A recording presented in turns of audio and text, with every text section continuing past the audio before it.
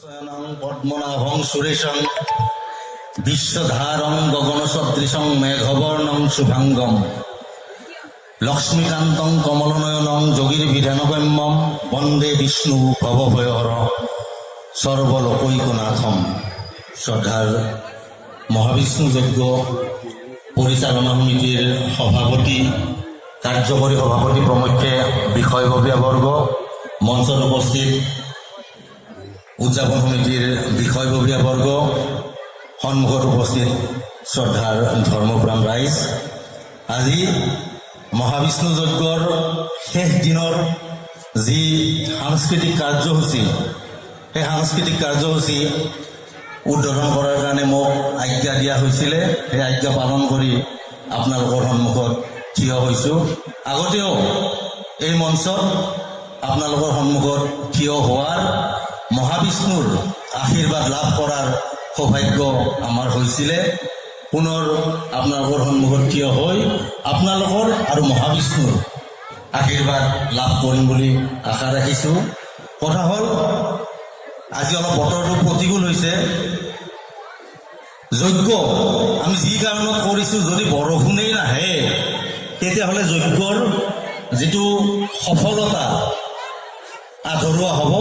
গতিকে প্ৰভুই আমাক কৃপাদৃষ্টি দিছে, সেইকাৰণে দুই এটক বৰষুণ পৰি আমাৰ যজ্ঞ যে সফল হৈছে, মহাবিষ্ণুই যে আমাৰ যজ্ঞ, আমাৰ সেৱাভাগ গ্ৰহণ কৰিছে, তাক আমাৰ প্ৰমাণ কৰিছে। আৰু ভক্তসকলৰ, আপোনালোকৰ ৰাইজৰ পৰিচালনা সমিতিৰ যি আশাসুধীয়া চেষ্টা, মহাবিষ্ণুক প্ৰাৰ্থনা কৰাৰ, সেৱা কৰাৰ সেই আশা, সেই প্ৰাৰ্থনা সফল কাম হোৱাৰ কাৰণে আমি নিজেও ধন্য মানিছোঁ। শ্ৰদ্ধা ৰাইজ, মই যদিও সাংস্কৃতিক অনুষ্ঠান উদ্বোধন কৰাৰ কাৰণে থিয় হৈছোঁ, এটা কথা ক'ব খুজিছোঁ। অৱশ্যে আমাৰ সন্মুখতে হওক বা মঞ্চতে হওক, শাস্ত্ৰৰ কথা জনা বহুত শাস্ত্ৰজ্ঞ আমাৰ সন্মুখত বা অফিচতো বহি আছে। তেখেতসকলৰ সন্মুখত শাস্ত্ৰৰ কথা এই অভাজনে কোৱাটো সমীচীন নহ'ব, আৰু সেইকাৰণে শাস্ত্ৰৰ কথা নকৈ এটা কথা ক'ব খুজিছোঁ যে আমি আমাৰ যি ধৰ্ম, সেই ধৰ্মটো কিন্তু সুৰক্ষিত কৰি ৰাখিব লাগিব। আমি যাক যজ্ঞ, বলি, বিধান, পূজা পাৰ্বণ সকলো নিয়ম মাফিক কৰি আহিয়ে আছোঁ, অনন্তকাললৈ আমি কৰি যাম। কিন্তু আমাৰ যিটো সুৰক্ষা, ধৰ্মৰ যিটো সুৰক্ষা, সেই সুৰক্ষাৰ দিশতো কিন্তু আমি লক্ষ্য ৰাখিব লাগিব। কাৰণ আপোনালোকে দেখা পাব, দিনে দিনে পূবৰ ফালৰ পৰা, এছিয়াৰ পূব প্ৰান্তৰ পৰা আমাৰ হিন্দু ধৰ্ম লাহে লাহে লোপ পাই আহি আছে। আজি ভাৰততে হিন্দু ধৰ্ম, হিন্দু বুলি ক'লে সকলোৱে নাক কচায়।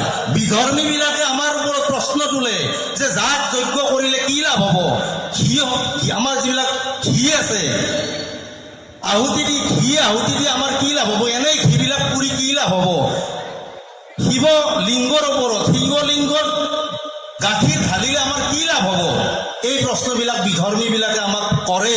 সেইকাৰণে বিজ্ঞজনৰ ওচৰত মই প্ৰাৰ্থনা জনাইছোঁ, এনেকুৱা সাংস্কৃতিক অনুষ্ঠান অনুষ্ঠিত কৰাৰ লগে লগে যাগ যজ্ঞ কৰিলে, ঘি পুৰিলে, শিৱলিংগত গাখীৰ ঢালিলে কি লাভ হয়, এই কথাখিনি ভক্তসকলৰ মাজত যাতে ভালকৈ প্ৰচাৰৰ ব্যৱস্থা কৰিব পাৰি, সেই দিশতো আমি কিন্তু লক্ষ্য কৰিব লাগিব। নহ'লে আমি এনেই হিন্দু ধৰ্মৰ নিয়ম মাফিক ফটটো মাৰি ঘণ্টাটো বজাই সেৱা এটা, 1 টকা এটা দি সেৱা কৰিলে ধৰ্মটো কিন্তু সুৰক্ষিত নহ'ব।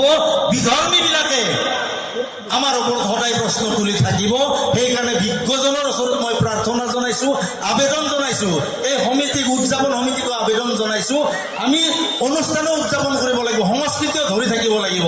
তাৰ লগে লগে ধৰ্মটো কৰাৰ লগে লগে যাতে প্ৰচাৰ আৰু প্ৰসাৰৰ আমি ব্যৱস্থা কৰিব পাৰোঁ, সেই দিশতো আমি গুৰুত্ব দিব লাগিব। হে ৰাইজ, আজি সাংস্কৃতিক অনুষ্ঠান, অসমীয়াৰ যিটো সংস্কৃতি, অসমীয়া সংস্কৃতি বা হিন্দু সংস্কৃতি লাহে লাহে লোপ পোৱাৰ কথাটো মই কৈছোঁ। অসমীয়া সংস্কৃতি পালন কৰা মানুহ আজি অসমতে দ্ৰুত গতিত নিম্নগামী হৈ আছে। অসমীয়া ভাষা আজি বহুত মানুহে কয়, কৰ্পৰেট ছেক্টৰত কাম কৰে, অসমৰ বাহিৰৰ পৰা অসমত কাম কৰিব অহা মানুহবিলাকেও অসমীয়া কোৱাৰ চেষ্টা কৰে। কিন্তু সংস্কৃতিটো কিন্তু পালন কৰাৰ ক্ষেত্ৰত 3 কৌটি বৈধ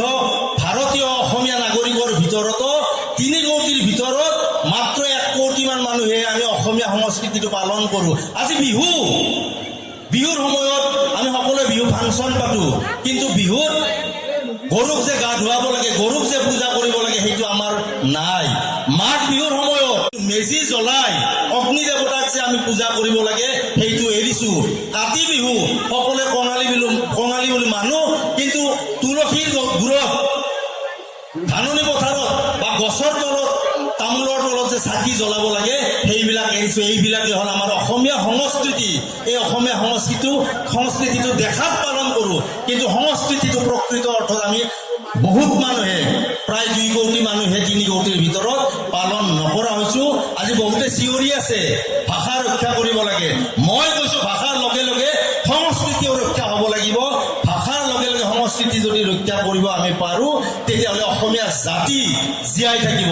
আৰু নহ'লে আমি যদি নিজক চিনি নাপাওঁ, ভূপেন দাই কোৱাৰ দৰে আমি নিজৰ অসমতে ভগনীয়া এদিন হ'ম। আমি ভগনীয়া নহওঁ, তাৰে কাৰণে জাতি ভাষাৰ লগতে সংস্কৃতিটোও যাতে ৰক্ষা কৰে, আমি সেই দিশত লক্ষ্য ৰাখিব লাগিব। মই 2টা কথা ক'লোঁ, ধৰ্ম আৰু সংস্কৃতি আমি যদি ৰক্ষা কৰি থাকিব পাৰোঁ, তেতিয়াহ'লে যুগে যুগে অনাদিকাললৈ অসমীয়া জাতি, অসমীয়া সংস্কৃতি জীয়াই থাকিব। সেই দিশত সকলোৱে চেষ্টা কৰিব বুলি আশা ৰাখিছোঁ। কেৱল ৰাজপথত ওলাই আহ বুলি চিঞৰি থাকিলে অসমীয়া সংস্কৃতি, অসমীয়া ভাষা নাবাচে। কৰ্ম সংস্কৃতিহে কেৱল অসমীয়া জাতি ৰক্ষা কৰিব। যুৱ প্ৰজন্ম, ডেকা বন্ধুসকলক আহ্বান জনাইছোঁ, কৰ্মৰ প্ৰতি অনীহা প্ৰদৰ্শন কৰিব নালাগে। সকলোৱে কাম কৰিব লাগিব, সকলোৱে কাম কৰিব লাগিব। সকলোৱে কাম কৰিলে কৰ্ম সংস্কৃতিৰ জৰিয়তে অৰ্থনৈতিকভাৱে জাতিটো স্বাৱলম্বী কৰি যদি তুলিব পাৰোঁ, জাতি বাচিব। এই ক্ষেত্ৰত আই মাতৃসকলে বিশেষ ভূমিকা পালন কৰিব লাগিব। তেওঁলোকৰ আই মাতৃসকলৰ সন্তান বা পতিয়ে যদি বিপথে পৰিচালিত হয়, লক্ষী চৰিত্ৰত যিবিলাক কথা কৈছিলে, সেইবিলাক মনত কৰি আই মাতৃসকলে তেওঁলোকৰ পৰিয়ালটো সঠিক ৰূপত আগবঢ়াই লৈ যাব বুলি আশা কৰি সমুদায় সদগতিলৈ শুভেচ্ছা জ্ঞাপন কৰি মোক যি কামৰ কাৰণে আজ্ঞা দিয়া হৈছিলে, সেই আজ্ঞা সাংস্কৃতিক অনুষ্ঠান মোৰ কথাৰ মাজেদি উদ্বোধন হোৱা বুলি ঘোষণা কৰিছোঁ। ধন্যবাদ।